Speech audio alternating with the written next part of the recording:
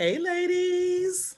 Hey, Oh my goodness. It feels like forever since I've seen you all. Wow, wow, wow. Very, very cool. Good to see you, ladies. good to see you too. Yes. Yes, yes. I'm Jeanette. Welcome back. I mean, you've been on a little bit of maternity leave, baby Kobe. Yay. Yes. Yes, Hopefully this seems Kobe. seamless to the listeners that we Yes. didn't miss a beat. But yeah, I've been on maternity leave for a few weeks. Yes, awesome, awesome. Yes, Baby we love heartbeat. baby heartbeat. We love you, appreciate you, and Yeah. congratulations to the fam. Awesome, we're Thank so happy, you. and I think by now our heartbeats have seen a picture of baby Kobe. I think we got her in the Yes. If newsletter. you're on the She's So so mailing list, yeah, you adorable. so the get the mailing, get on the exclusive. mailing list for those of you who are not. So it's awesome. So beautiful. Yes, beautiful, beautiful. So we are here. We're back with episode 32, Silencing Your Inner Critic. Wow, Mm. I think we all have had that. Some of us had to like, yeah, Yeah, I I gotta was like looking yeah, up today. punch that So, all right, chick. Shauna with her Muhammad Ali over there. You got to punch, kick, scratch, do whatever you got to Use my do. PG language. Punch that chick in the mouth. Yes, yes, yes. Our PG-13 plus, and so Yes, there you go. We can get away with the 13 plus. yes, definitely, definitely. And yes, thank you, Shauna, for bringing this topic up. I think it's partially based on a book that you're reading, and then you did some classes. Do you want to talk about how we came up with this topic or how you Yes. brought it forward? Yes. So we all know, that voice that we don't want to hear. And it's, oh my goodness. So this book I was reading, Tara Moore, called Playing Big. And it's a book that just talks about your inner self, your inner journey, and really understanding the voices in your head, I guess you would say. We have so many different voices in our heads that tells us, what to do, how to do things, or we're carrying stuff from childhood. So when I read this book, she had us do an exercise um, about recognizing our inner critic's voice, which I'm sure the three of us, because we do a lot of personal journey work and a lot of growth work, we clearly know who our inner critic is. Mhm. Yeah. Yet she took it to a whole nother level and she had us write down a description on who she was or he or, you know, and we had to write down who she was, where she lived at, what her voice sounded like, even described her to Mm. really get to know her and to recognize what are some of the things that she's been telling us today, what are some of the things she's been telling us for years, and how to connect yourself with that and how to disconnect yourself with it. Now, your inner critic, we can't totally, you know, dismiss ourselves from our inner critic, but Oh we have yeah. this beautiful knight in shining armor. She's called your inner mentor or he.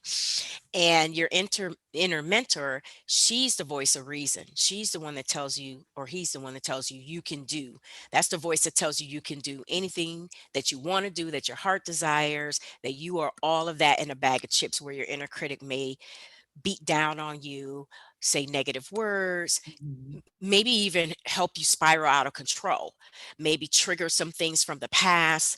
And we have to be able to understand, how do we balance that as we are doing this thing called life.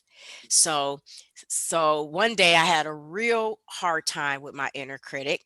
I actually took a mental health day Mhm. and I got her in a chokehold. I put her in her place and I let Yeah. her know, you have no, you don't vote on what I'm trying to do, you know. So we have to just kind of understand where that voice is coming from, why it's coming, and how to handle it, how to silence it really is what we want to do. And we want to be in a position where we're listening more into our inner mentor to guide us into the life that we know that we're supposed to live. Yeah, that's excellent, Shauna. I love the way you described it as, the inner mentor and the voice of reason. Sort of that piece, and trying to find the balance between the two. And the chokehold piece is funny, but it's true. I think we've all had to do that in some way. Jeanette is looking Hmm. like, yeah, we Yeah. had to do that. And that's where it gets so hard. Just the work that the three of us have been doing, where we were 5 years ago. I think by the time this episode airs, Sean, I would have known you 5 years. Oh my goodness. It's Look at where amazing. we were, 5 years ago. And then Jeanette and I almost 5 years towards the end of this year. But look at the growth and not to say we don't have some trip ups and some slip ups, because that as you continue to grow, that inner person is still trying to tell you, oh, you ain't gonna be able to do this, or you don't own this process, and you can't be on this website because you're not the expert. There's 1,000 bloggers out there. I mean, that's kind of been my inner person talking to me to say, oh no, you're not the only. But I recently posted on my Instagram. It said be a blogger, and that was sort of my statement that I'm gonna do this, and got some comments on it. So if I didn't show up, as that person will say, you know what, I'm gonna be a blogger. I did a graphic around it and everything. I love So Nice. it's that. something We all need a be a something statement yeah, to I put was like, out there. I saw it and I was like, yes, this is what I'm gonna do. So that was sort of my statement for, kicking my inner critics butt, PG-13 plus there. So yeah, that is interesting. What about you, Jeanette? What are some ways, and from what Shauna described, and Shauna, you described that excellent, like I mentioned. What Thank are you. some of the things that we're talking about your journey with your inner critic? It's look, I would say this is you might silence her in one area and then her butt is gonna find another way to pop up somewhere else. She's like, okay, fine, I won't talk about that no more. But let me talk about this. You might have I know I told you to shut up. Why are you around here? But I think like the most like important thing for people to realize is that it's a continual process, but it's just that acknowledgement of knowing when it's a negative voice in your head that's telling you, you can't do this or you can't do that, or who do you think you are, or all those things. I think that's my biggest thing with my inner critic is her constantly telling me, don't nobody want to hear that from you. Don't nobody want to hear you speak. Like, you know what I mean? Trying to silence my actual voice. And Wow. so doing that work has I'm been. going to handle her for you, Jeanette. Yeah. Thank you. Thank you, Shauna. But I might need to take an approach, Shauna. We talked about it when I know you were the situations you were talking about earlier, where you literally had to write her a letter. Like, this is what we're not going to do. So since you're not hearing me, let me write this down. So one, you're going to hear it as I write it down, and then as I read it again. But it's just a constant work and progress. Yeah, that's kind of where I'm at with it. Just still working on it, and I just appreciate that I'm aware now that it's a lie, basically. The things that I'm telling myself over and over again, like, no, that's a lie. That's not me. Yeah, and then definitely just using your voice and the way that you write or way that you journal. Maybe there's another way you show up that oh yeah, I've got this. It shows up in our work. So whatever that work is, it's like, yeah, you may have a setback or two, like I talked about blogging earlier. It's like, that's how I started. So sort of going back to what propelled you to do the work, I was like, oh, I'm going back to that and telling that story that would hopefully help others. So that's why that's where that be a blogger post came from. So it's like, all right, so I'm combating her. It's like playing whack-a-mole. Remember the whack-a-mole? Like, if y'all can see this video, y'all can see I'm really whack-a-mole. Really great. I'm really acting this out. So the whack-a-mole that's the best game to get tickets on from Chuck E. Cheese. What you talking about? Everyone can win that game. I love that game. But yeah, it is a game of life, so to speak, that we're constantly, pushing that down and then filling our cups and our internal work with other things that come with that. So Question for you ladies before you go to the next one, Linda. So do you feel like there's ever like, do you feel like there's like a necessary evil? Like it's necessary sometimes to have that inner critic? Did you ever find it useful at all? It in my personal life, I say no. And I'm going to tell you why, because my inner critic is not a risk taker. And she lives in like this serious bubble, and she's like completely the opposite of who I am. And so far, when I go back and I even think about in my childhood and growing up as a teenager, going through my 20s and 30s, every time she showed up, it was always to pull me back from something greater that Mm, I was going after in my life. So that's her main purpose to me, is to hold me back from my destiny. got it. Mhm. Yeah, for me, I was going to answer opposite. I was going to say yes. I think it is, for my opinion, I think it is necessary because I'm going to, in my way, I'm going to show you that I can. You telling me that Mm, you're criticizing me. it's You telling me I motivation. can't do I this. I'm like not a that. good enough writer. I'm not a good enough editor. I'm not a good enough podcaster. So that those are the things that, that go through your mind. And that critic is telling you, you will never be Willie Geist, not him per se, but this on the Today Show. Hey, That's They Willie. don't right. know. They don't know.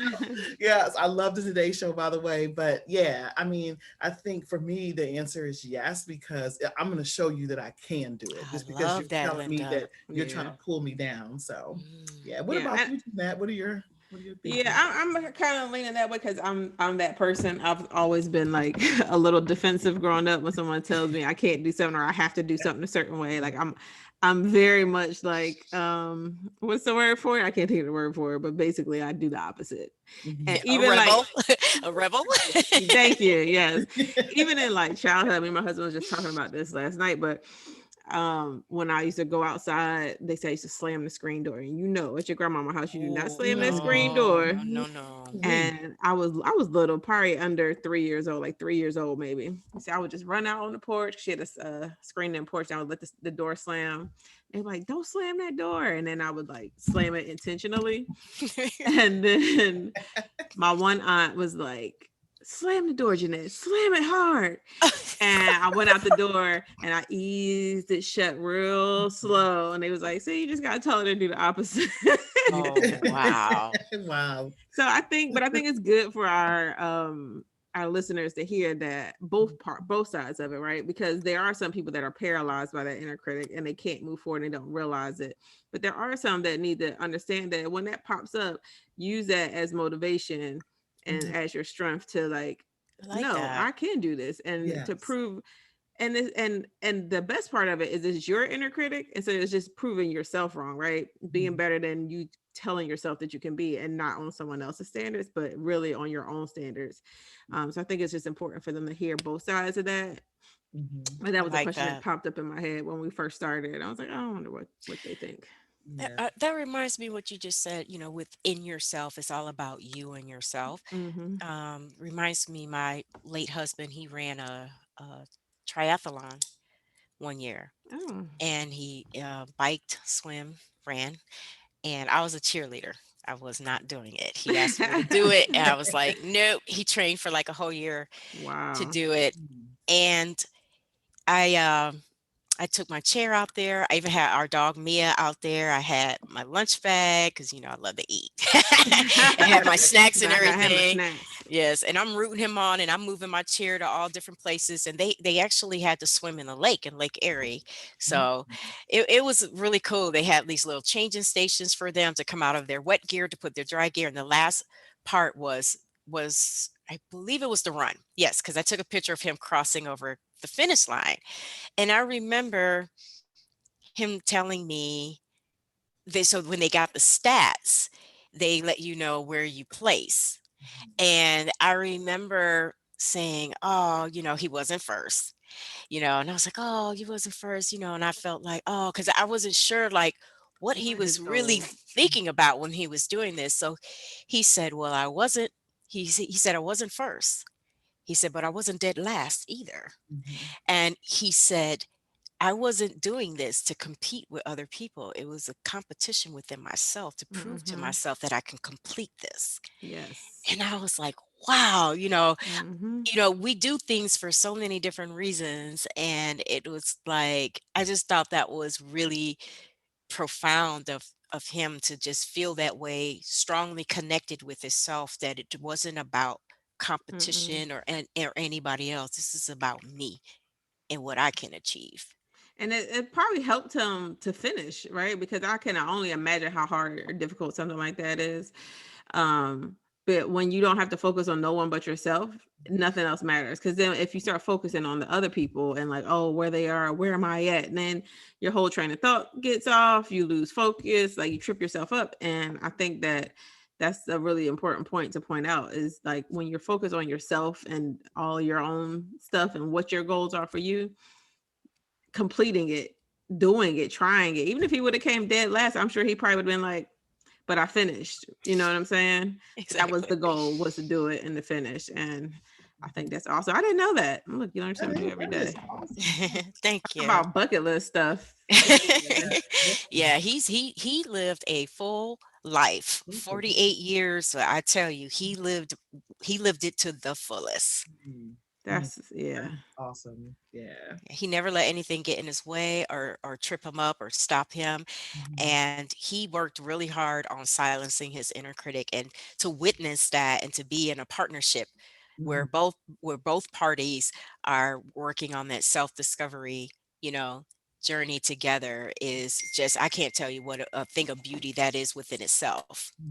I love Mhm. that. Yeah. Wow. Just doing all the things to make you whole and complete. And we talk about that a lot on the podcast. It's just about, doing the inner work and how you show up. You're gonna have a day or two that you're like, I'm not feeling it today. And then it could be your inner critic showing up, or it could be just, look, I just want to sit on the couch and watch movies all day. And that's okay too. And then It your critic is. is telling you, look at you, look how lazy you are. Mhm. See, Oh, I knew Exactly. you was lazy. Like, but you just told me I couldn't do X, Y, and Z. Now you tell me I'm lazy because I'm sitting down. Right. Like You watch Forrest Gump. This is your 57th time watching Forrest Gump, but you know them clothes need to be in the closet. have y'all seen the movie Inside Out? Inside out. yes. The Yes. the With the About the emotions. different emotions and how like they shape your personality is shaped by like oh my god. okay. Linda, you haven't seen Inside Out? It's not an animated movie. It is. Oh yes. Okay. I'm about I'm to like, say the same people that made Soul made yes. I Inside was Out. like, I this is love that movie, yeah. and like, let me say, kids' movies have the best messages. I tell you, They do. it's They just do. pure human conversation and messages that come out of these movies that I love so much, and it makes me think of like the sadness emotion and how like the joy was like determined, like no, said don't touch this, don't touch that, but how like those moments still make you human, right? Allowing yourself to feel all the different feelings and the emotions make you human, and that they're all part of you. Even the rage, he was my favorite. I really like Yeah. Soul was awesome. Soul was excellent. I'm so glad to have Yes. you. Soul was so good. It was a Oh great my gosh. It experience. was really, really. I watched it with Maddie and we just loved it. Like we had our popcorn, we just posted up in her room. And I'm like, this is a kids movie? I'm like, Man, I swear I watched that movie. I watched it with the kids at least twice and probably twice by myself. And they're Oh, like, you're wow. watching this again, Mom? I'm like, yeah, leave me yeah. alone. It had so many different messages It did. running through it. It Mhm. did. It did for Yeah, sure. yeah, it was really good. So I need to watch it again because I'm a multiple movie watcher. I watch the same movie. If I really like it. Yeah, yeah. Because I missed that part. Yeah, sure. I'm watching Fast and Furious for the 58th time. Yeah, You can't go wrong with the Fast and the Furious, though. you just miss certain things. But yeah. There you go. Hmm. So how do you know when your inner critic shows up? Like, how do you know? Like, let's say we are sitting on the couch watching Soul or some movie or whatever, and you're having a moment. How do you know that she is or he is here? What's the trigger for that? Is it a voice? Is it a knock on the door? Is it, oh my gosh, I didn't submit this project on time? For me, I'm going to say it starts like an emotion, like, or a mood. Mm. Like I get locked into something, a feeling, and then I don't know why or how I got there. Oh, And then I have to figure out, preach. I have to step back and I have to almost like go outside of myself and, well, what's up with you today, or what's going on? Where'd And that come sometimes, from? right, it may take a day or two for me to unpack it and to figure it out. And a lot of times my inner critic tells me stuff. She tells me the same stuff over and over. One of the main things that she tells me is that I keep hearing this is always surrounded around money. She's Mm, always saying that, you didn't come from a wealthy family, so I don't understand why you even believe that you can have a wealthy mindset, or a wealthy lifestyle, or what are you trying to go after, what are all these goals for, where is it going to end up, you just need to just do like everybody else, be like everyone else, and stay safe. She always tries to keep me lock and key on that. And so for me, it's an emotion that happens. I get into a mood because I'm a happy person. I'm genuinely a happy person. I'm a very optimistic person. I'm extremely positive. And I hear this a lot sometimes from people like, do you always see the good in everything? Yes, I do. Yes, I do. I do. Because that keeps me grateful. It keeps me in the present. And frankly, it's my zone of genius. It's one of the reasons why I'm here, is to help not only myself, but others around me see the good in everything. mhm. So she does everything she can to trip me up and I get into this mood, or this, sometimes I wake up and I feel like I'm in a fog. And I'm like, Mhm. what's happening? You Yeah, know, and it could be a memory. It could be something that I don't want to remember. that part. So that's how she shows up for me. She works me through old memories, or old, her old sayings that she knows in the past used to stop me in my tracks. Yeah. Mhm. I would agree with Shauna. Mine definitely starts with a mood or a feeling, whether it's emotional, which I try to stay away from like emotional feelings. But these hormones is like trying to get the best of me. But for all my women out here who have had babies and know what that feeling is like after you have a baby. But and then I think anger is an easy go-to for me. Like just being mad for no reason. And you're like, why am I so angry right now? Like, I don't know what it is about that emotion, but I think that's probably the number one, because I've learned how to suppress like that urge to cry for, and like, what the heck am I crying about? Like last night, literally I almost cried because Popeyes forgot my French fries and my biscuit. But I Well, would have that's cried to be too. justified. but I I guess would have cried too. all I wanted was 3 wings, some fries, and a biscuit, and they gave me a wing, 2 breasts, and a leg. You No know, biscuit, no fries. I've been What crying is too. this? We're gonna have to, yeah, Who just wants all that chicken? we're gonna come up with something else to do. So This is why I'm giving up meat. This is what I'm saying. It's the devil. No, I'm just playing. But but for me, is anger is an easy emotion because I think I struggle the most with like suppressing my anger or controlling it. But I think when it comes to like trigger things that it hits me with, one is the list. Like it's all of a sudden I'll have this list in my head of a million things that I need to do. I'm not doing enough. I'm wasting time. And then if it's not the perpetual list of a million things that I need to do and I don't have enough time in the day to do it, it hits me with guilt around motherhood. That one comes up a lot for me around like you're doing too much. You're not a good enough Mm, mother. You're not there for your kids. Your mm, husband is doing all the work. You need to step up, this and that. So I think guilt is a trigger, another one that triggers me. And then I'm like stuck. So then it's like, I need to go do something with the kids because then I'll feel less guilty. But then I'm gonna feel guilty because I have this other list of things that I need to do. And just trying to work through that and find that happy medium, the harmony and all of it. But that is definitely probably where my trigger starts. And I realize like, hold up, okay, I need to back up. What do I need to do? Am I sleepy? Do I need to go like shower and refresh my day? Am I hungry? Am I doing the right thing? Like maybe I do need to look at what I'm doing right now and then adjust, but just not allowing those feelings to really set in as the truth and just know like, okay, you're tripping. You need to relax. Or if I need to go journal and write some stuff down, because I'll do that on my phone and the app real quick and just type out all these emotions and feelings and just let it be. And then like, okay, I'm done with that. Now I can move forward. So yeah, that's kind of how it sneaks up on me. yeah. Linda, what about you? Yeah, it definitely sneaks up on me too because I always feel like I have to have the answers for everything. Mm, And so when it comes to work, when it comes to different things, so that less confident thing kicks in for me and I start feeling anxious.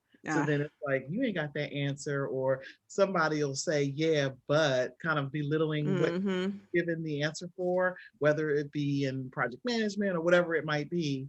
And then I start feeling less confident. And then from there it just goes down the hill. It's done. It's gone. It's done. It's gone. Right. Like, So she woke up with too much confidence this morning. Let me go put ahead her and in her place. put her right in her place.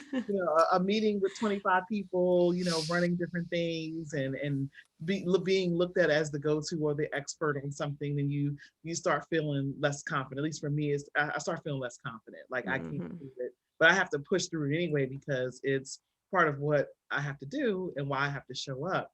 So that's where it gets me. So then when in those times I'm like, oh, maybe I just need to take a break, maybe take a day off. And then you find, oh, you can't take a day off because you have this deliverable and that deliverable. And then it just becomes the hamster wheel. Yeah. It just goes in my head and just keeps going and going and going until you're able to speak about it or talk about it, which is rare for me because I can talk to some people about it, but it's not I can't give the details necessarily about what's actually happening. And then it's maybe rest is good to kind of combat that, or I'm looking forward to taking some time off. So it's sort of that, and I just end up getting in that. So confidence, that self-confidence is key. And that and my inner critic knows that's a weakness of mine. Oh, you're not good enough to do this. So who do you think you're going to be, some top level, program manager, project manager? You're not the best at this because so-and-so over there, because he's bigger and bolder, he has the answer. Whereas my personality is more, sort of. I'm after her too, Linda. Don't worry. I'm going to handle all these. Please, I welcome it. Wrap them up in some bubble wrap. It definitely shows up for me. So I have to work on it, constantly. And that's where it is, the whole confidence thing. So Shauna, I know you've been doing a lot more of this work like directly because you through reading the Tara Moore book, and I know you do a lot of meditation and self-work on that in that area, like intentional work in that area.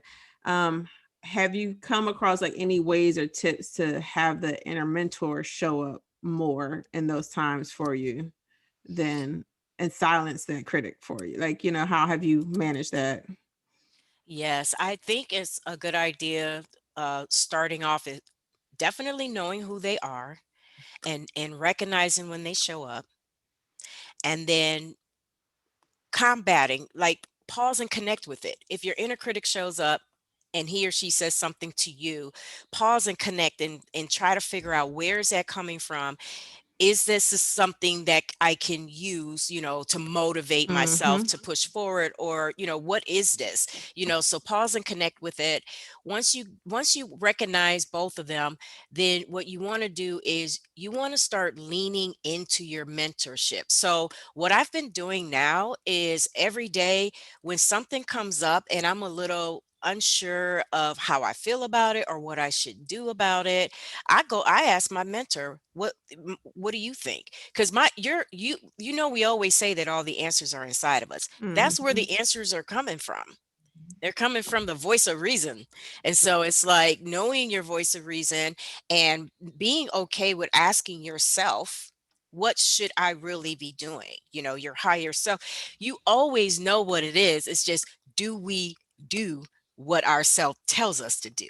That's the hard part. Or do we lean back into old habits, which could be part of your inner critic's ideas?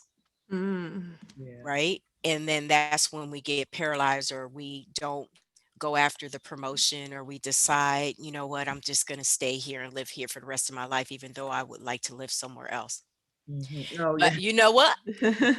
That's all going to change. It's funny because it made me think like, because sometimes we do just be procrastinating, right? So sometimes there's a time to like rest and relax and just enjoy that space. But sometimes we are really just procrastinating.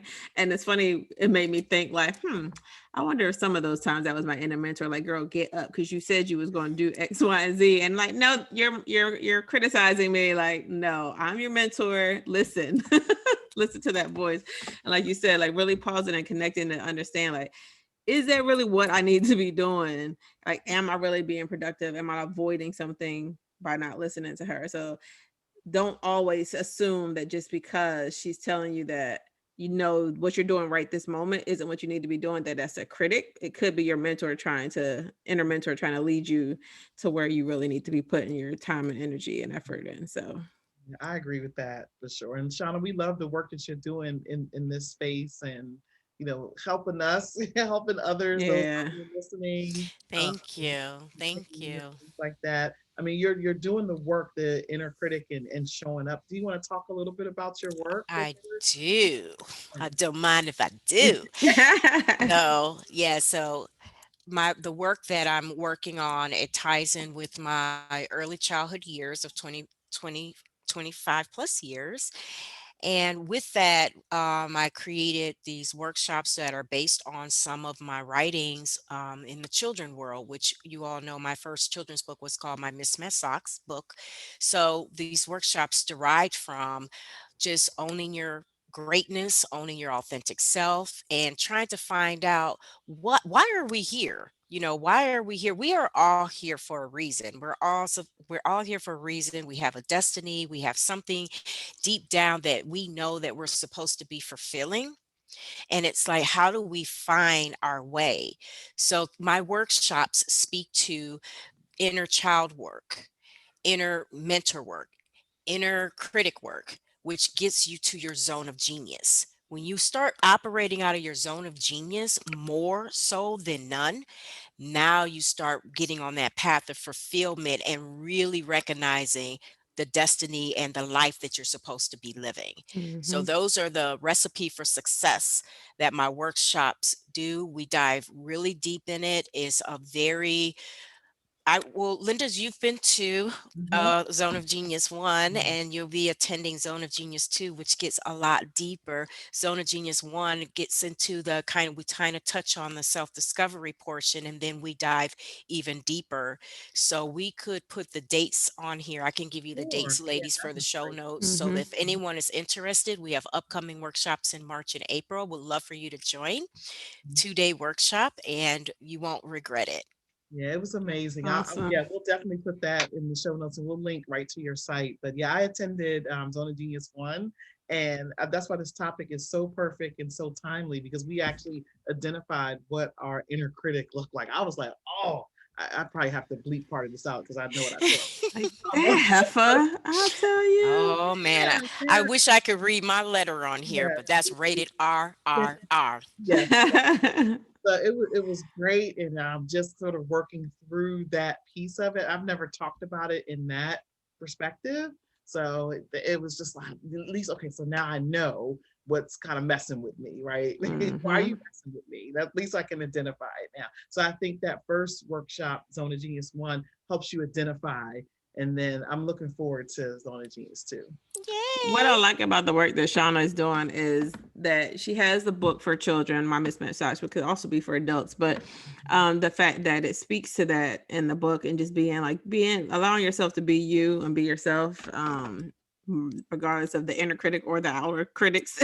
I like that. The outer critics. Yeah, because Yeah, them heifers, they a yeah. mess too. But but then it goes into like basically healing like the adult, because if you have kids and you're trying to teach it to your kids but you don't really have a handle on it yourself, how can you really teach your kids? Like I know like a lot of our parents have told us like, I want you to be better, I want you to like don't be like me, but then they still see it, right? You still see your parents doing the opposite of what they're telling you, so it's so easy for them to fall back into that. Even when you have other people cheering you on, it's kind of like, this is what I know and this is what I see.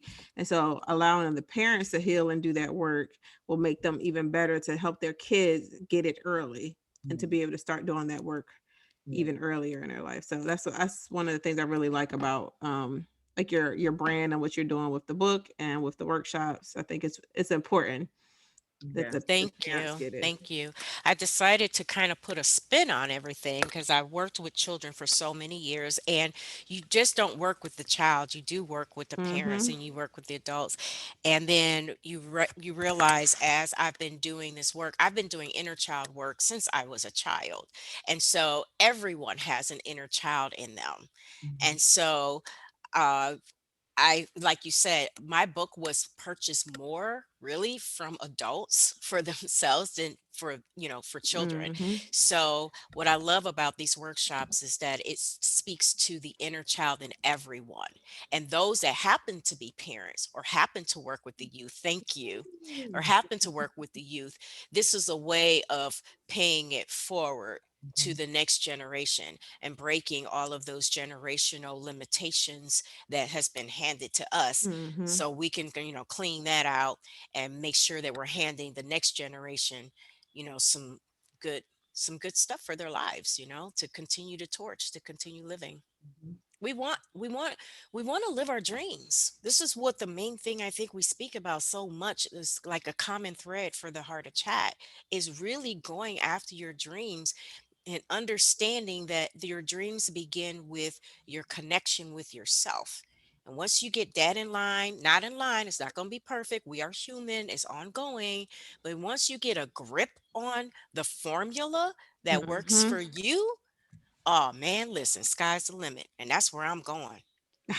I just got an idea for another show. Yeah, this is how our brain works, but we'll talk about it. But yeah, yeah, this gave me a whole nother idea. Well, I have Stay my pen. tuned. I have my pen ready. Oh, I mean, it's look, just like how like we don't have to talk about it now, Right. Shauna, but just know this is for a later episode. Okay. Like, is it too late for parents to change their kids' perspective of like what they see and know? So like if your house doesn't have routines, if you're a parent that's just kind of like not a real disciplinarian, but then now all of a sudden you're doing this work on yourself and you want to implement new things in your home and in your life, is it too late to do that with your kids after a certain age? Or is it never too late? So you don't have to answer it right now, but I think that would be just, and how do you do that if it's not too late? How do you start that process of changing things and not like, because I know my daddy, like when he found Jesus and he stopped drinking and all those things, like it was like, this is what we're doing, we're not doing this no more, and we just, everything was stopped cold turkey for everybody. I was like, oh, so we Oh, can't do really? that no more. We gotta go to church every Sunday and Wednesday and Saturday and Tuesday, like. But yeah, I don't know, it just made me think about that when we were talking about that last piece. But Great question. Yeah, it is. Yeah, I wrote that down for a future episode. I know Shauna got some answer. I know it's Yeah. probably, oh, I can answer that right now, but I'm Wait, gonna No, I wait. I can. can see you. I can Oh, see. wait. It's gonna be in season 2, y'all. Just stay tuned. Yes, it'll definitely be here. This is awesome. So how do you turn around your inner critic? Well, I know we touched on it, somewhat, throughout this, conversation and throughout this thread, but turning it around. So I think I brought the example of the confidence thing. It's Mm, not necessarily an about face, because you're trying to turn around, it's gonna be those ridges that the are gonna resistance. be you and scratching you and all kinds of things. Like, how do you turn it around? Turning around your inner critic. So for me, it's doing different exercises from what I always bring up, my toolbox, Hmm. that helps me because it goes straight to my mood. Mhm. When she shows up, when it shows up. And so for me, I have to do yoga. I have to do breathing exercises. I really love to pause and connect with myself. I really do. Hmm. I'm doing self checks all day long. I'm self checking myself now. Am I in the present? Am I in the Heart of Chat? You know, Oh I'm yeah. I'm self checking myself all the time to just make sure that I am in the right place. So for me, that's what I do. I'm not afraid to ask myself, self, what's going on? And I think that's another thing is having the courage to Mhm. look at yourself in the mirror and to ask yourself, how are you doing? We're always asking everybody else. We're always speaking about um, Mm. mental health, the importance of it, but are we really practicing it, modeling it, and doing what we need to do? So that's what I do for myself to turn it around is I ask myself those hard questions and I look myself in the mirror and I answer them. And if I'm Yeah. not all right, guess what? I'm going to figure out how to solve it. And if it means professional help, I'm going to do that too. There you go. Yeah, I agree with the pause and connect piece. I think for me, it's just acknowledging it in different ways, whether it's where there's something that's really hitting me hard that I can't get past, and I might have to get on Marco Polo with my girls and be like, so this is the emotions that I'm dealing with right this moment. And sometimes you don't even need people to say, oh, well, do this, this, and this. You just need to say it out loud and acknowledge it, or whether it's writing it in a journal or typing it up on the app on my phone, doing a voice memo. I have to acknowledge it in order to move past it, because otherwise, if I try to ignore it, it'll just keep finding ways to like pick and And pick it's and going to pick and pick. grow. It's going to grow, and then you could be dealing with health concerns and Oh don't know yeah. why. Let me tell you. So my when me and my husband was together when we were younger, we were going through a lot of different things because we were a young couple. And I remember going to the doctor because I was having these chest pains. And like it was waking me up out of my sleep and everything. And it was like, there's nothing wrong with you. There's nothing wrong with you. What they didn't do then, which they probably should have, which I think they do it more now, is they should have asked me, was there anything going on outside of just like, physical? Because it was definitely because I wasn't speaking up for myself. I wasn't telling him my true feelings about certain situations. And I was holding it in, and it was manifesting in my body where I was having chest pains. And it was the anxiety and all that from it. And so this is why I feel like acknowledging it and like getting it out there is so important, because like you said, it's going to eat at you until you, like you said, it can literally manifest in your body. When you just allow that voice, that thing just to like constantly run on repeat in your head. So I think for me, Linda, that would be the biggest thing, is just acknowledge it in any way, whether it's verbally with a friend that, is able to accept what you have to tell them. Because sometimes we dump all of our stuff on people, and they might have their own stuff going on. So ask them if they have space for your stuff, But yeah, that would be the biggest thing for me, for sure, is acknowledgement. Yeah, I think a combination of what both you ladies said about pausing, connecting, and acknowledging it. And for me, I'm always going, no matter what. Go, go, go, work, work, work, this. I mean, and just knowing what's on the horizon too, things that have come up. So I guess a few weekends ago, I just took the whole weekend and I just sat on the couch the whole weekend. It was great. And I knew what was coming. Some of the stuff just came out of total left field, which I didn't know was coming. I was like, oh, and like you, Jeanette and Shauna, I hopped on Marco Polo and was like, what just happened What here? happened? Things are crazy. And so I was thankful that I took those 2 days and just sat on the couch and binged some TV and, chatted with Stanley, talked to the kids. Miles was home recently from college. I mean, he's gone back now. It was great to just have, everybody here. So I was able just to do that. And it was like, Linda, just stop. Why are you trying to fix everything? So that for me, it's just stopping, pausing. And I just sat on the couch. And I'm telling you, it helped me just getting that time where I wasn't doing a whole lot, just to really connect, more with myself and just being able to relax, not ripping and running, not writing a white paper on some topic. It wasn't, it just, I was like, you know what, the white paper will get done next week. And that's what I had to do. And in order for, because I will continuously be, like I said earlier, in this hamster wheel. Never, ever, 12-hour days. You could work for 13 hours straight. You're still not going to finish all the stuff you have to do. But my calendar is still going to look 12 meetings a day or 8 meetings a day or whatever it is. It's still going to look like that. So why not stop and take some time for yourself and really just, connect, read a book, talk to a friend.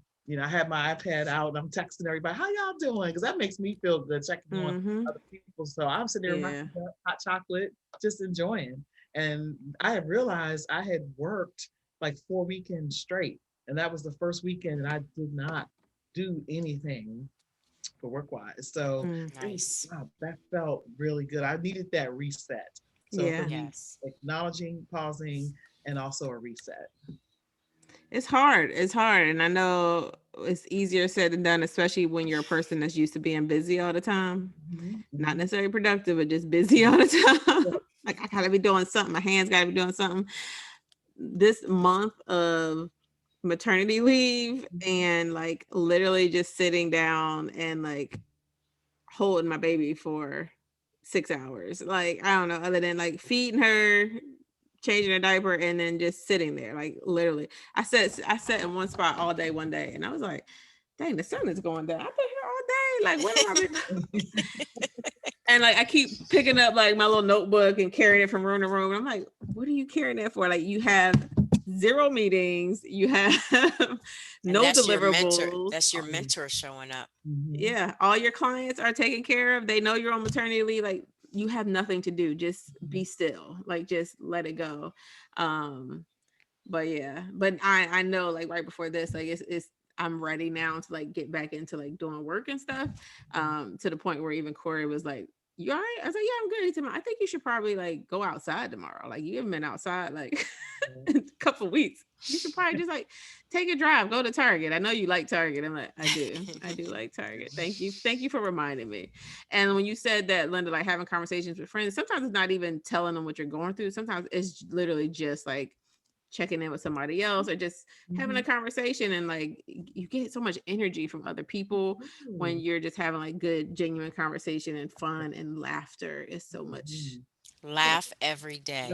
That I agree with. I laugh every day, silly, joking around, like random things will pop in my head. Like recently we had Miles is back at college now, and in his first year of college playing basketball, we went down to see him. So it's me and my friend, one of my basketball moms, Judy. Shout out to Judy. And Judy. She is funny. So I actually texted her earlier and I said, hey, do you remember when we showed up like we were new parents at this other college and we got in on the food line? They were doing a reception for the new incoming students. And Miles just happened to be playing a game. Did not go to that school, but we showed up and got in line. They were like, oh, do you have your ticket? Judy was like, I don't know where. She's literally patting herself, saying she didn't know where her ticket was. We got in. So we had to zip our jackets all the way up because we had on Randolph-Macon. Was not Randolph-Macon. Wow. So it's just stuff like that. That is so much fun. It came to my mind. I was like, Judy, hey girl, how you and Jordan doing? Our son's name is Jordan, good friend of Miles. And I said, girl, do you remember when we were at, said college? And love it. Yeah. So it's moments like that just really, kind of stick with you and make you whole. I think it makes you whole. Yes, definitely. We have to laugh at life, because if we don't laugh, we're gonna cry. That is for and sure. anybody got time for that, right, Linda? No, we doing that.